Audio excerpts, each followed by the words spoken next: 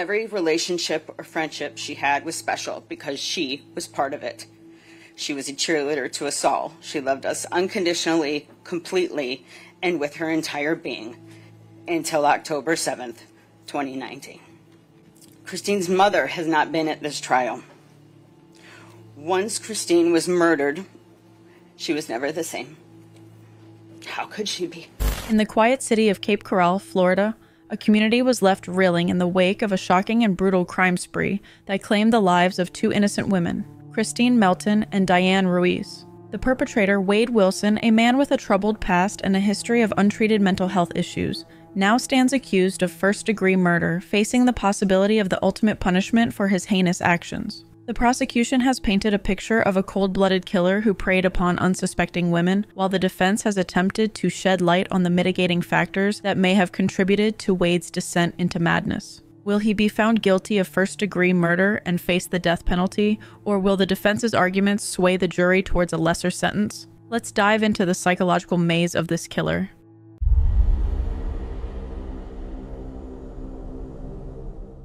In the vibrant city of Cape Coral, Florida, life unfolds as usual for its residents. Among them is Christine Melton, a 35-year-old woman who cherishes the companionship of her best friend, Stephanie Johnson. The two have known each other for years, even having moved from Illinois to the Sunshine State. Christine and Stephanie are inseparable, often spending their days exploring the local attractions and enjoying each other's company. Not far from Christine's home, Diane Ruiz, a 43-year-old bartender at the Moose Lodge, goes about her daily routine. Diane is a hardworking individual who takes pride in her job and enjoys serving the patrons who frequent the lodge. She lives within walking distance of her workplace, a convenience that allows her to save on transportation costs and enjoy the fresh Florida air on her commute.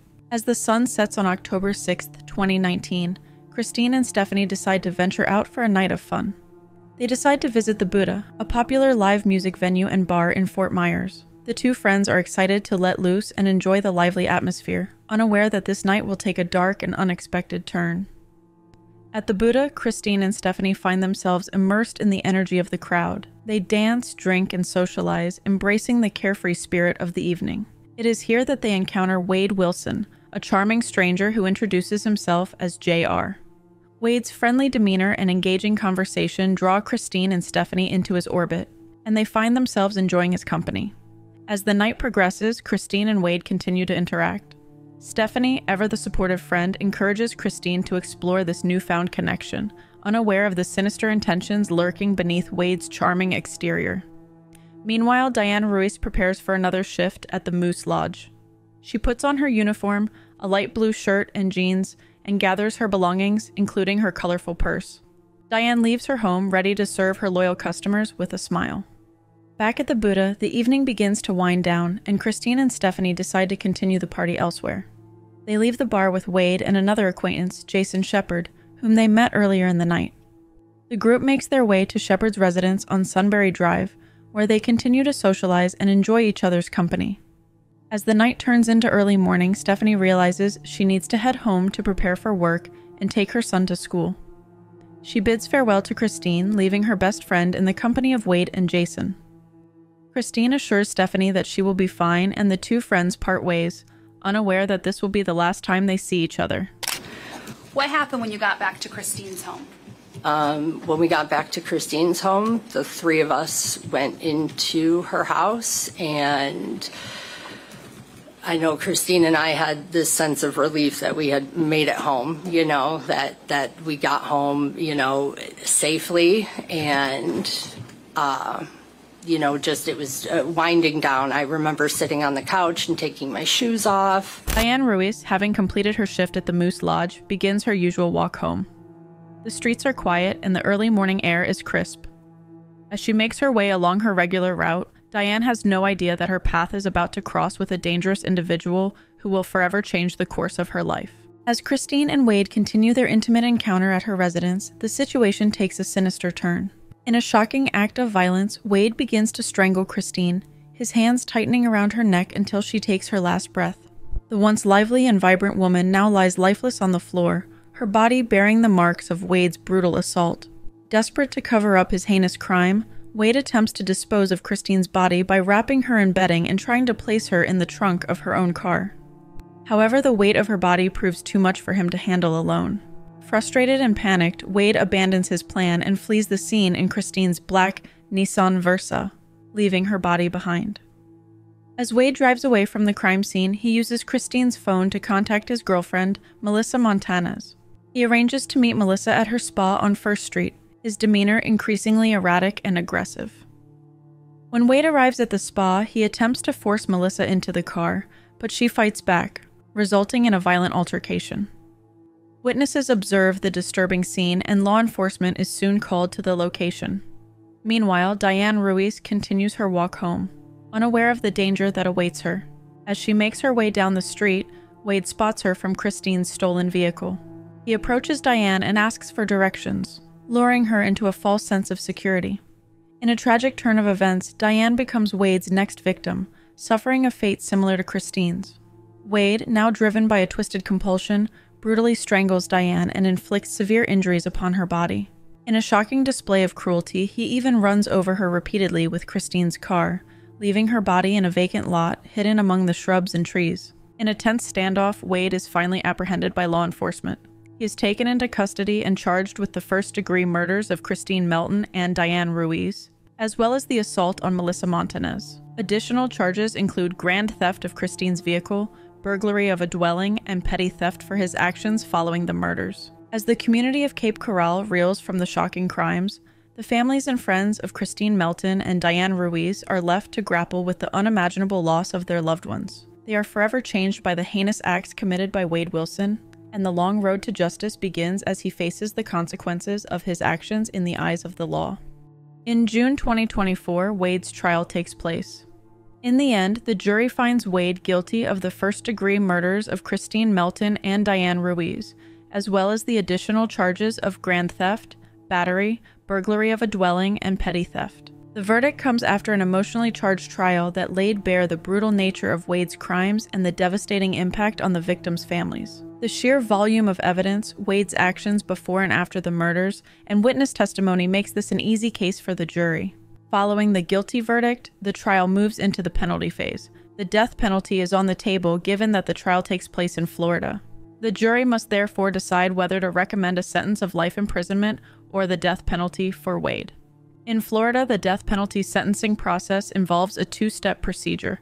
First, the jury must unanimously find the defendant guilty of a capital offense, which has been the case here. Then during the penalty phase, the jury considers aggravating and mitigating factors to determine whether to recommend a death sentence or life imprisonment without parole.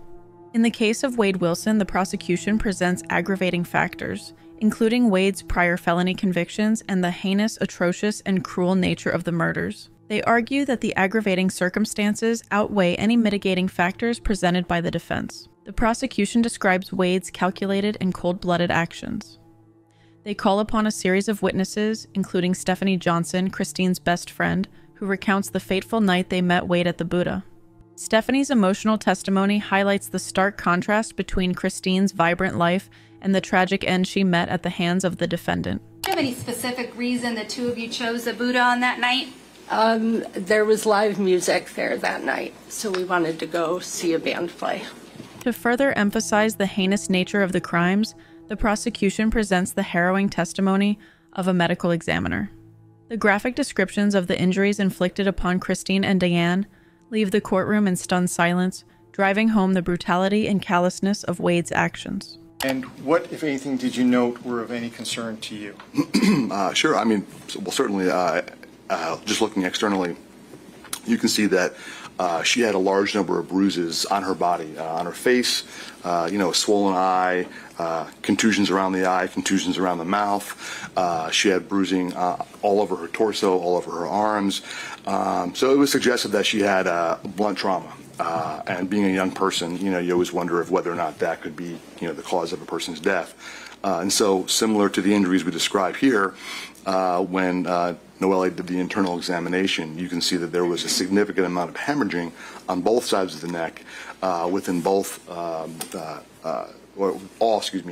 skeletal muscles of the neck. She also had bruising in her scalp, all over her scalp, as well as within the subscalp muscles. So again, showing significant blunt force trauma. Okay. Also, if I can continue, what was notable about this case was when she did the internal examination, she also saw that there was contusions of her internal organs as well. So forces that were directed to the outside of the body also went inward. And so she had bruising or contusions of the lungs. She had a contusion of the liver. She also had contusions on the back of her bladder, as well as contusions to her colon, indicating that there was a significant force to the abdomen as well. The prosecution also seeks to establish Wade's lack of remorse and the devastating impact of his crimes on the victim's loved ones. They call upon Christine's cousin and Diane's youngest son to deliver heart-wrenching victim impact statements. These emotional accounts paint a picture of the lives cut short and the immeasurable loss suffered by the families. Christine Melton was my best friend and my cousin until October 7th, 2019. It is my task to describe this beautiful human and to somehow capture Christine in a way that 12 strangers and 2 alternates can understand, using only my words. And I will do so sitting no more than 20 feet from the convicted, who beat Christine, murdered Christine, and threw her away like garbage. I hope you will understand this is not the ideal scenario to be sharing personal stories, although you would have loved them. There are no words to describe the absolutely lovely Christine Ann Melton, but I will try. She was precious, not just to me, to everyone who knew her. She was a daughter, a sister, an aunt, a niece, and a cousin. She was loved, and her life had value. Christine was remarkably funny, had a quick wit, and an entirely unique personality. If you were with her, you laughed. We laughed every single day. When you were with her, you felt safe and understood, never judged. She was a relief to your soul just to sit next to her. She had a way about her. Children loved her because Christine was good and they could feel it. She wasn't an aunt. She was the aunt. Christine was the godmother of my son, and it was her greatest honor and one that she deserved. Throughout the penalty phase, the prosecution methodically presents evidence, including DNA analysis, phone records, and witness testimonies, to create an ironclad case against Wade. They argue that the aggravating factors, such as the cold, calculated, and premeditated nature of the murders, far outweigh any potential mitigating circumstances. The prosecution urges the jury to consider the gravity of Wade's actions and to hold him fully accountable for the lives he has taken. Asking you to weigh the large number of bruises to her body. We're asking you to weigh her swollen eye. We're asking you to weigh the cuts around her mouth and her eye. We're asking you to weigh the bruising all over her torso, the bruising all over her arms. We're asking you to weigh the blunt force trauma. We're asking you to weigh the significant hemorrhaging on both sides of her neck. We're asking you to weigh the bruising of her lungs, the bruising of her liver, the bruising of the back of her bladder, the bruising to her colon, the significant force to her abdomen. We're asking you to weigh the injuries around her scalp and around her head. We're asking you to weigh the swelling of her brain. We're asking you to weigh his hands around her neck, not being able to breathe, taking that last breath, knowing it would be her last. Let's now shift our focus to the defense's strategy as they attempt to counter the prosecution's compelling case against Wade. Faced with overwhelming evidence and the heinous nature of the crimes, the defense team faces an uphill battle in their efforts to spare Wade from the ultimate punishment. The defense's primary approach is to highlight Wade's troubled past, and the mitigating circumstances that may have contributed to his actions. They call upon expert witnesses such as Dr. Hyman Eisenstein, a clinical psychologist, to testify about Wade's mental health issues and the dramatic changes in his behavior that emerged during puberty. The defense aims to paint a picture of a deeply troubled individual whose actions were influenced by factors beyond his control. In Mr. Wilson's younger years, were there any, did they express any concerns about his mental health, or was he average?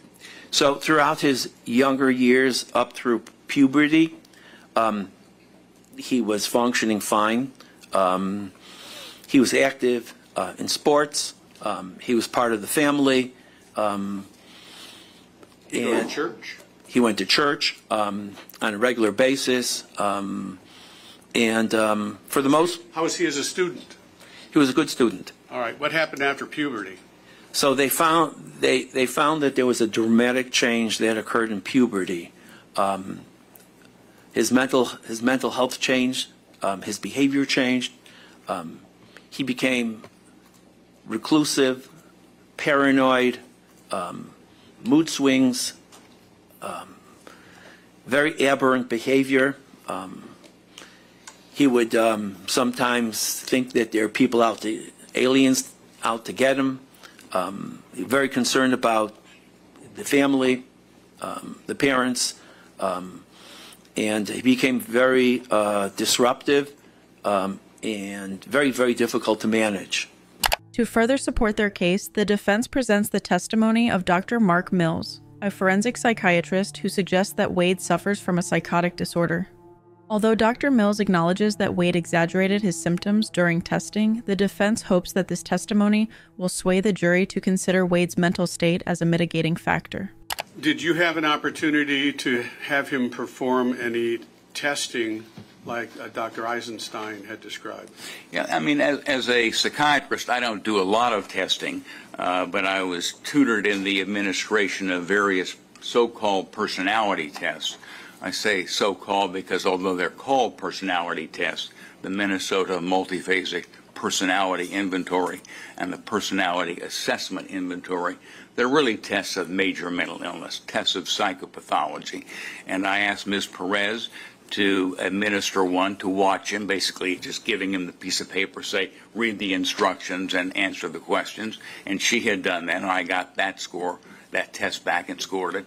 And then I asked him, which he did, to do the personality assessment inventory. So we had two psychological tests which were administered in the presence of either Ms. Perez or myself, and which were subsequently scored. The defense also seeks to challenge the prosecution's narrative of cold, calculated, and premeditated murder. They argue that Wade's actions were the result of a drug-fueled rampage rather than a carefully planned series of events. The defense points to Wade's long history of substance abuse and the possibility that he was under the influence of powerful drugs at the time of the crimes, clouding his judgment and impulse control. In his statement, it must have been like bath salts or flakka. It just made me lose my effing mind, and it made me effing get crazy. When I'm sober, I'm actually a decent guy, which is what everybody else said. Whatever that dude had me on, like fentanyl, flakka, whatever the F it was, dude, it was not cocaine. I thought it was different, and he gave me a lot of it. That had me up for 2.5 days. Once again, that's not an excuse for doing what he did. I just want you to understand what his state of mind was when he was going through these events on October 7th. And that person is not Wade Wilson. And that person does not deserve your recommendation for death. Now, drugs. Well, you know, just because you're a drug addict, we're not going to not consider the death penalty because you're a drug addict. It's not that he's a drug addict. He took drugs. He started taking drugs at 13. What drugs he's taken over his lifetime, we're not sure. What's the frequency that he's taken the drugs over his lifetime? We're not sure of that either. Throughout the proceeding, the defense attorneys worked tirelessly to humanize Wade in the eyes of the jury. They emphasize his youth, his troubled upbringing, and the lack of proper mental health intervention in his life. The defense implores the jury to consider the entirety of Wade's circumstances, and to weigh the mitigating factors against the aggravating ones, in the hopes of persuading them to recommend a sentence of life imprisonment rather than the death penalty. After deliberating, the jury reaches a decision. For the murder of Christine Melton, the jury recommends the death penalty by a vote of 9-3. In the case of Deanne Ruiz's murder, the jury recommends the death penalty by a vote of 10-2. The jurors find that the aggravating factors presented by the prosecution are sufficient to warrant the ultimate punishment. We, the jury, find by a vote of 9-3 that Wade Wilson should be sentenced to death. Let's now examine the factors that may have contributed to Wade Wilson's heinous actions. While nothing can excuse the horrific nature of his crimes, exploring the psychological and legal aspects of Wade's life leading up to the murders can provide a deeper understanding of the events that unfolded. From a young age, Wade displayed troubling signs of mental health issues that went largely unaddressed. According to the testimony of Dr. Hyman Eisenstein, a clinical psychologist, Wade's behavior took a dramatic turn for the worse during puberty. He became reclusive, paranoid, and prone to mood swings, exhibiting signs of a potential emerging psychotic disorder. Despite his family's efforts to seek help, Wade's lack of cooperation and the inadequacy of the mental health interventions he received set the stage for a dangerous downward spiral. As Wade entered his teenage years, his mental health continued to deteriorate, and he began to experiment with drugs. Substance abuse became a major factor in his life. The combination of untreated mental illness and drug abuse created a toxic mix that likely exacerbated his erratic behavior and impaired his decision-making abilities. The defense's expert witness, Dr. Mark Mills, a forensic psychiatrist, testified that Wade likely suffered from a psychotic disorder. While Dr. Mills acknowledged that Wade exaggerated his symptoms during testing, the presence of a mental illness cannot be ignored. The failure to properly diagnose and treat Wade's condition may have contributed to his increasingly disturbed state of mind and his inability to control his violent impulses. However, it's important to note that mental illness alone does not inevitably lead to violent behavior. Many individuals who struggle with mental health issues never engage in criminal activity, let alone commit murder. Wade's case highlights the importance of early intervention, proper diagnosis, and comprehensive treatment to address the interplay between mental illness and potential criminality. Furthermore, Wade's long history of substance abuse likely played a significant role in his descent into violence. The defense argued that Wade's actions on the night of the murders were the result of a drug-fueled rampage, rather than premeditated intent. While this argument does not absolve Wade of responsibility for his crimes, it does raise questions about the influence of drugs on his already unstable mental state. It's crucial to acknowledge that Wade's actions were ultimately his own, and he must bear the responsibility for the immeasurable pain and suffering he inflicted upon his victims and their families. Mental illness and substance abuse may have contributed to his disturbed state of mind, but they do not excuse the brutality of his crimes. The legal system's role is to hold individuals accountable for their actions while also considering the complex factors that may have influenced their behavior.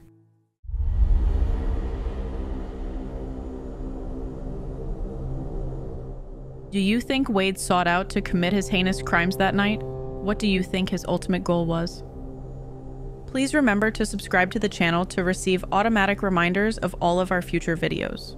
Also, if you want early access to ad-free and uncensored versions of all Wicked videos, feel free to become a channel member.